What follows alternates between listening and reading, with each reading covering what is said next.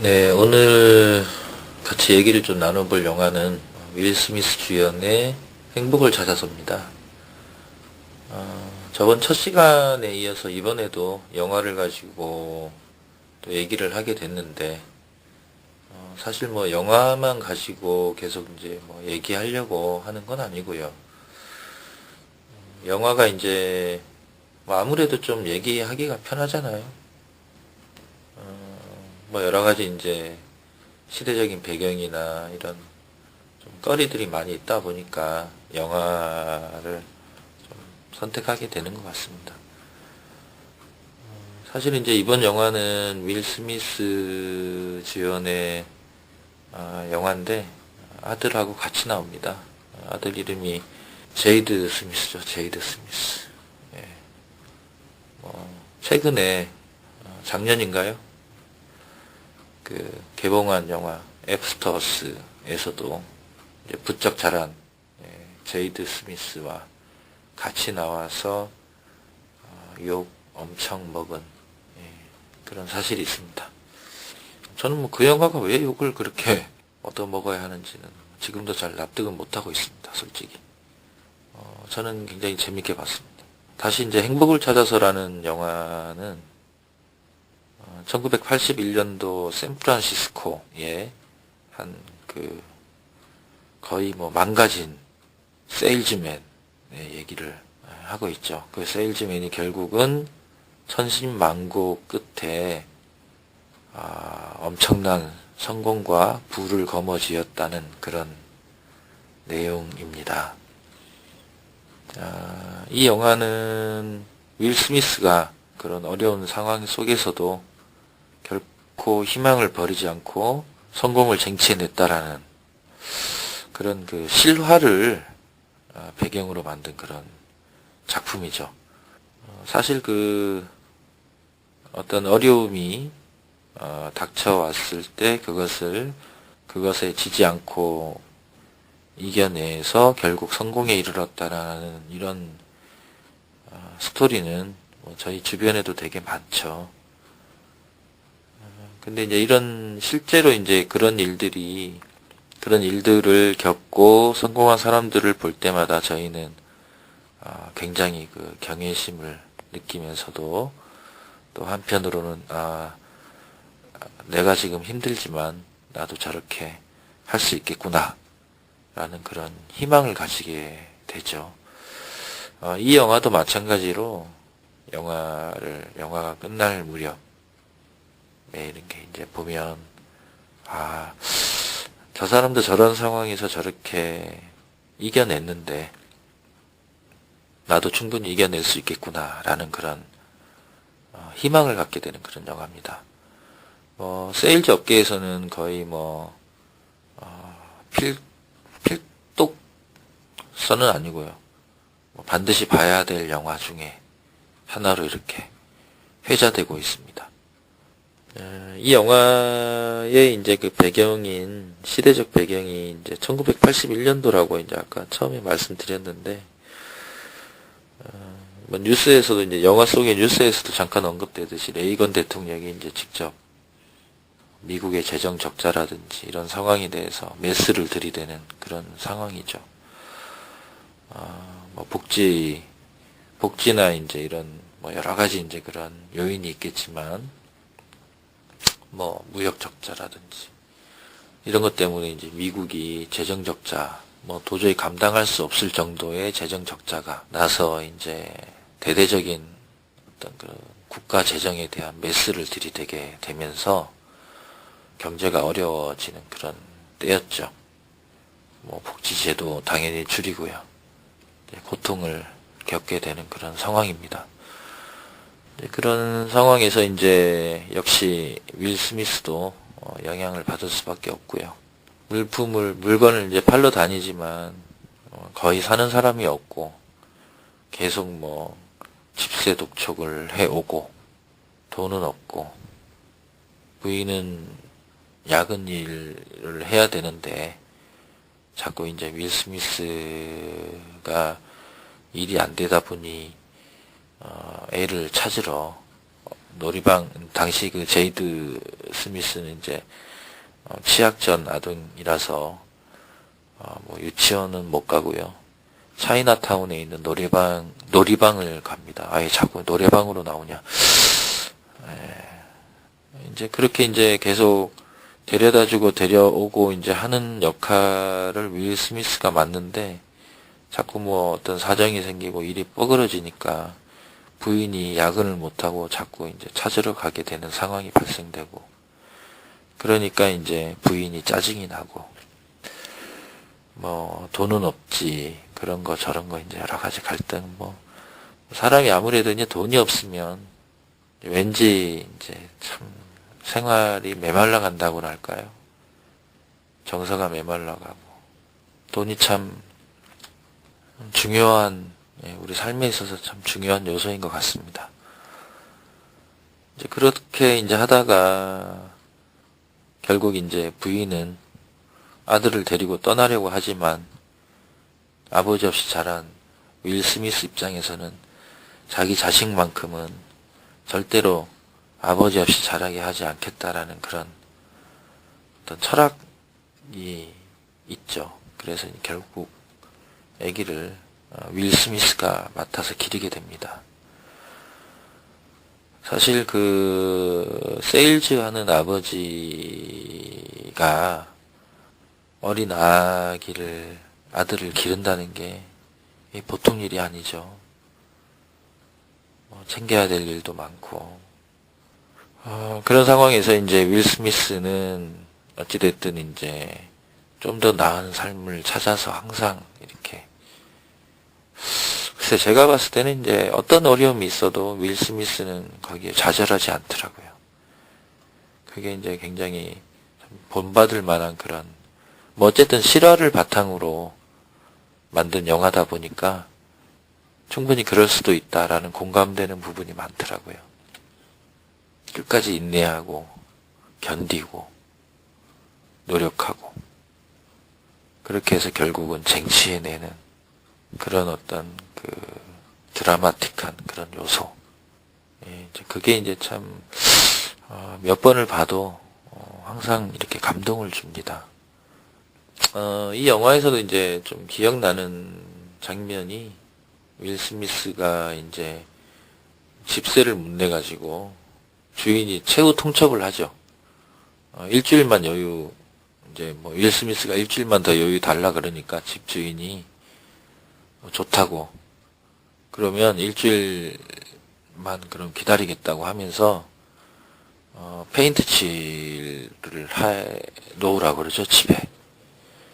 윌 스미스가 이제 어떻게 하겠습니까? 뭐 일주일 더 살려면 페인트 칠 해야죠. 뭐 어차피 을이니까요. 그래서 이제 페인트 칠을 한참 하고 있는 와중에 갑자기 벨이 초인종이 울리면서 문을 여니까 경찰 2명이 집에 이제 찾아옵니다. 머리는 뭐 온통 뭐 머리, 얼굴 막 페인트 다 묻어 있고, 막 위에는 뭐 난닝구 하나 있고 밑에는 청바지 입고 이렇게 이제 막 페인트 칠을 하고 있는데, 경찰이 벌금 안 냈다고, 주차료, 과태료 안 냈다고 바로 이제 유치장으로 데리고 가죠. 그래갖고 이제 결국 이제 그 수표를 써주고 이제 그날 밤에 빨리 나가야 되는데, 그 수표 확인이 될 때까지는 못 나가니까 경찰이 내일 아침에 나가라 그런 거죠. 유치장에 하룻밤에 잡아두고. 그러니까 이제 어떡합니까? 애기는 찾으러 가야 되고, 결국은 이제 자기 부인, 집 나간 부인한테 전화를 하게 될 수밖에 없고, 다음 날은 또 이제 증권회사 그 문서 내놨거든요. 그 증권회사의 면접 날이에요. 그러니까 아침에 이제 그 몰골로 면접을 보러 가게 되는 거죠. 돈이 없으니까 뭐 뛰어가야죠. 그래갖고 우리에게 이제 보통 증권사 그러면 굉장히 뭐 최고의 그 엘리트들이 모인 어떤 그런 장소잖아요. 옷도 뭐 정장에다가 이렇게 최고의 어떤 그런 샤프한 어떤 그런 분위기. 이제 면접을 보는데 윌 스미스 혼자 완전 뭐 페인트공 같은 그런 복장으로 이렇게 면접을 보러 갔죠. 다른 사람들은 다 정장을 입고 이렇게 다 와 있는데, 멋지게 차려입고 와 있는데, 윌 스미스 혼자, 거기다가 또 더 최악인 건 잠바를 위에 하나 걸쳤는데 자꾸가 고장난 거예요. 그래가지고 안에 난닝구 입었는데 자꾸도 안 올라가. 미치는 거죠, 뭐 완전. 그래서 결국 이제 윌 스미스 차례가 돼가지고 이제 들어갔는데, 참 가관이죠. 머리에는 뭐 페인트 막. 그 윌 스미스, 이제 보통 짧은 머리가 아니라 이제 이렇게 흑인들이 머리가 이렇게 이제 좀 길면 막 뽀글뽀글해지면서 그 뭐죠? 저기 그 우차싸 옛날에 지금은 뭐 그 무슨 자연인을 찾아서 이렇게 가는 그런 프로그램에 많이 나오는 그 개그맨 무슨 하여튼 그분 머리 같은 그런 머리에 그냥 페인트가 다 칠해져 있고 얼굴 옷 막 이렇게 이제 되는데, 이제 그 증권사 딘 위터인가요? 예, 그 증권사 회장님, 뭐 사장님하고 뭐 임원들이 4명이 딱 앉아 있는데, 그 얼굴로 이제 면접을 보러 갔죠. 그러니까 이제 막 면접을 이렇게, 뭐 솔직히 자기가 이제 이렇게 페인트 칠하다가 주차 과태료 못 내가 벌금 못 내가지고 유치장에 이렇게 하룻밤 신세 지고 왔다 그러니까 그 사람들은 뭐 이해를 못하죠. 너무 웃긴 거죠, 상황이.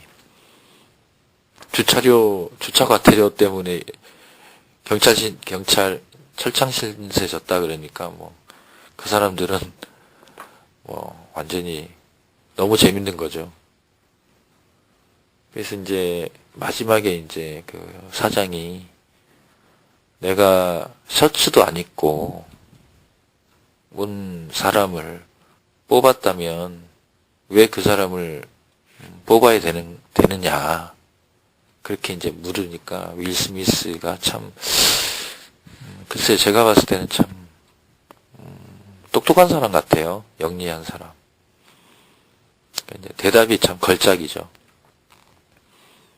뭐 바지를 멋진 걸 입어서 그렇겠죠? 이렇게 대답을 이렇게 아주 위트가 넘치는 그런 재치 있게 받아 넘깁니다. 그래서 이제 결국은 합격을 하게 되죠.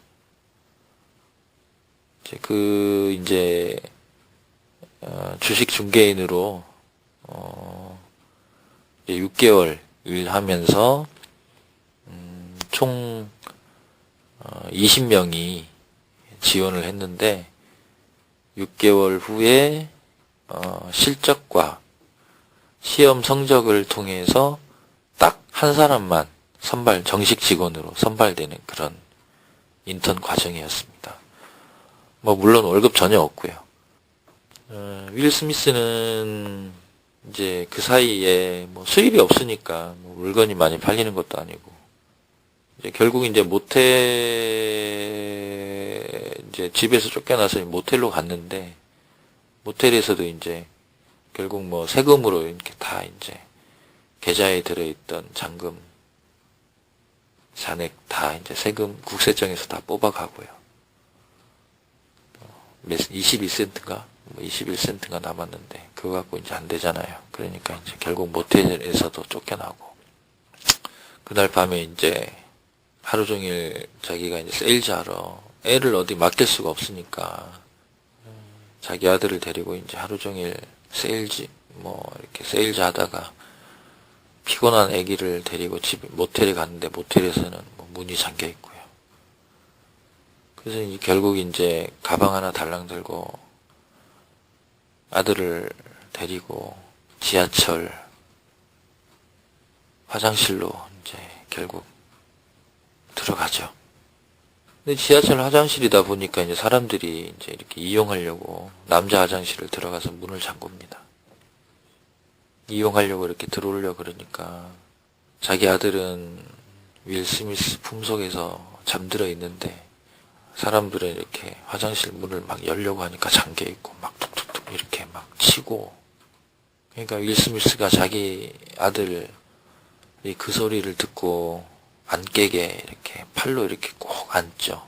그러면서 한쪽 발로는 그 문을 누가 들어오지 못하게 이렇게 밀고, 그러면서 눈물을 흘리죠.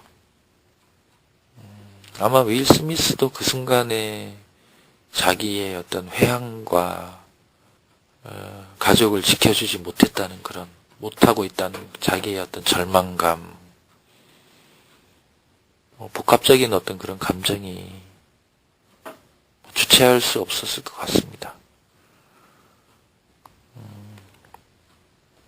그 장면이 참 기억에 남는 장면입니다. 그리고 이제 그 이후에 이제 어쨌든 뭐 최후의 보루, 자기 아들을 지켜야 되겠다는 그런 아버지의 그런 어떤 본능적인 그런 마음으로 윌 스미스는 앞뒤 가리지 않고 뛰어다니죠. 그러면서 이제 당시 그 유행했던 큐브를 끝까지 이렇게 맞춤으로써 증권사, 그러니까 입사하기 전에 이제 지원서를 내기 전에 냈나요? 내고 난 다음에 이제 이렇게 그 증권사 임원하고 어떻게 택시를 타게 돼서 거기서 이제 그 큐브를 맞춰내는, 끝까지 맞춰내는, 그래서 내리기 전에 큐브를 맞춰내면서 그 증권사 임원한테 굉장히 그 각인을 시켰죠. 결국 이제 그 같이 택시를 타고 갔는데 그 증권사 임원은 내리고 윌 스미스는 남아서 $18의 택시비를 내야 하는데 돈이 없죠, 당연히. 그래서 그냥 돈 내는 척 이렇게 내려가지고 도망가는데 하필이면 가려고 딱 하다 보니까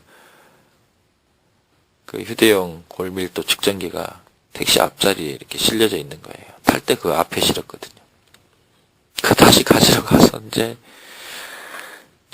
연락에 토끼는 거죠. 지하철역으로. 그러니까 택시 기사가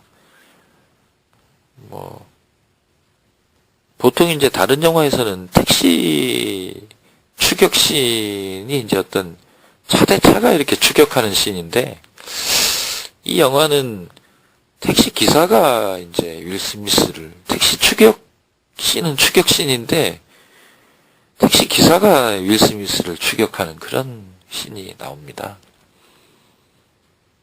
그래서 이제 결국은 이제 지하철역으로 이제 도망쳐서 마침 딱 도착한 지하철을 타려고 하는데 문이 닫히고 있었죠. 순간적으로 이제 순식간에 이제 윌 스미스가 거기를, 지하철은 딱 탔는데 앞불싸 그 기계는 문 밖에 있는 거예요.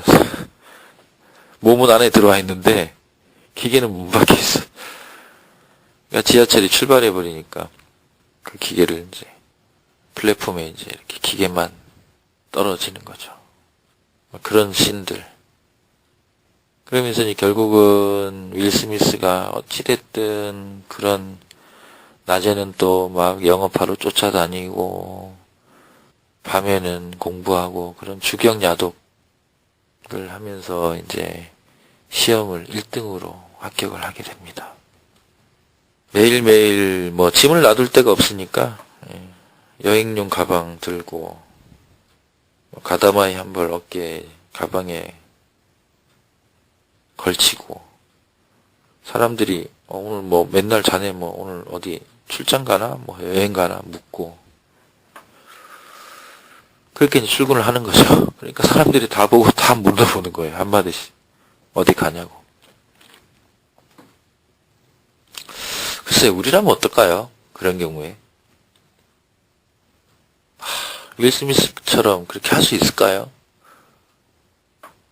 집도 절도 없이 떠들면서 여행용 가방 안에 옷까지 뭐 이런 거 넣고 보관할 데도 없고 돈도 없고 그걸 맨날 들고 출근하고, 한 번은 또 뭐 이렇게 인턴 일하다가 이제 점심때 그 이제 뭐 히피한테 또 한 번 이제 도둑을 맞은 적이 있는데, 그거 이제 쫓아가다가 차에 팡 부딪혔죠.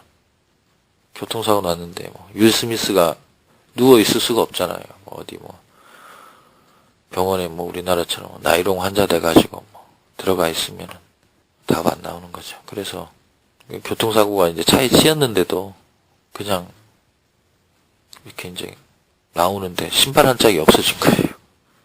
신발 한 짝 없이 이제 막 돌아다니는 거지. 뭐 회사도 들어가니까 뭐 사람들이 야, 너 신발 한 짝 없네? 이러니까. 왜 없냐? 이러니까.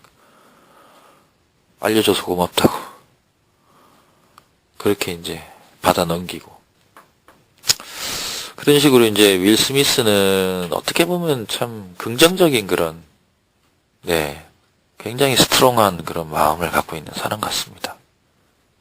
보통 사람이라면 참 하기 힘든 그런 강력한 그런 앞날에 대한 의지, 희망, 그런 것들이 되게 참 감동적인 그런 영화였던 것 같고요. 결국 이제 윌 스미스는 이제 거기에 입사를 하게 돼서, 영화에서 보니까 96년인가요? 96년에 이제 자기 회사를 하나 차렸더라고요. 증권사 뭐 주식 중개하는 그런 계통이겠죠. 차리고 2006년에는 수억 달러의 다른 회사에 이제 그걸 자기 지분 일부를 이제 팔았겠죠. 그러니까 뭐 어마어마한 갑부가 된 거죠. 뭐 쉽게 말해서. 저는 이제 그 영화 보면서 이제 그런 생각이 좀 들더라고요. 자기 그 사람의 부인은 어떻게 됐을까, 과연. 윌 스미스를 떠났던 그 부인. 아마 크게 후회하지 않았을까요? 우리가 이제 뭐 쉽게 뭐 주식을 할 때 이렇게 이제, 이거 뭐 똥주다 이러면서 이제 탁 버렸는데, 그게 나중에 이제 막 팔아버리고 난 다음에 뭐 1년, 2년 지나고 나서 뭐 얼핏 봤을 때 막 뭐 몇천 원 하는 게 막 몇십만 원 가 있고 미치는 거죠.